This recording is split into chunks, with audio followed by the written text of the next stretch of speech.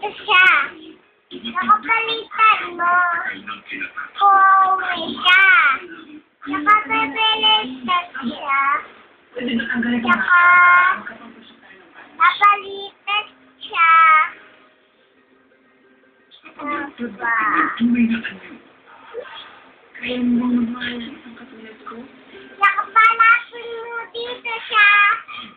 Palapit mo dito siya. Kaya nga bang ibalik? Hindi mo siya papalapit dito. Saka siya papalapit. Saka dito, hindi mo papalapit. Saka dito papalapit. Saka, hindi kita papalapit dito. Saka hindi papalapit. Ha? Kung papalapit dito, papalit. Pag siya napalit, palit siya. Ganun yung palit. O diba, pag ganito, pagpalit.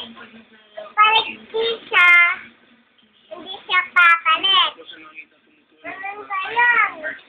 Pag siya napalit, hindi mapapalit.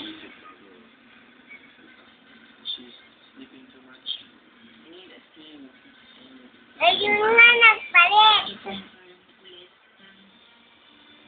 Kaya mo, ipalit. Sino-sino nga kaya ang nominado ng International Housemaid? Isa papalapit dito.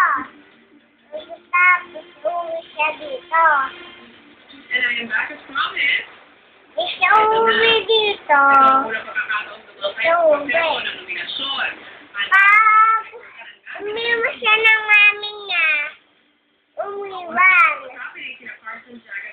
Hindi siya nasama dito. Pag uwi na dito, Sa mga gawain bahay siya pa uwi. hindi tinatanggap ang tulong ng iyong mga kasama. Ano ikaw siya? Hindi siya napauwi. Kailangan mo Napauwi na dito. pinili ka ba ng iyong mga Siya. kasama dahil hinahayaan mong mawala ang Namuto doon.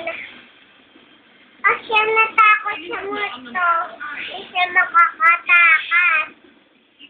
Pag siya natakot doon sa multo, hindi siya makakatakas. Pag siya nauwi, uwi siya. Sophia. Okay naman, ipapakita natin ang pangalan ng kauna-unahang International Housemaid na nominado. You are nominated this week. Pagkatapos, nalipas sila dito, tapos mula dito. Pagkatapos, Ikaw sina Anne, Brett, or balik Richard. muna dito sila. Tayo. Si Anne. Masyado ko nga bang madaldal at wala ng saysay ang mga sinasabi. At ikaw, Brett, tingin mo ba your opinion is always right?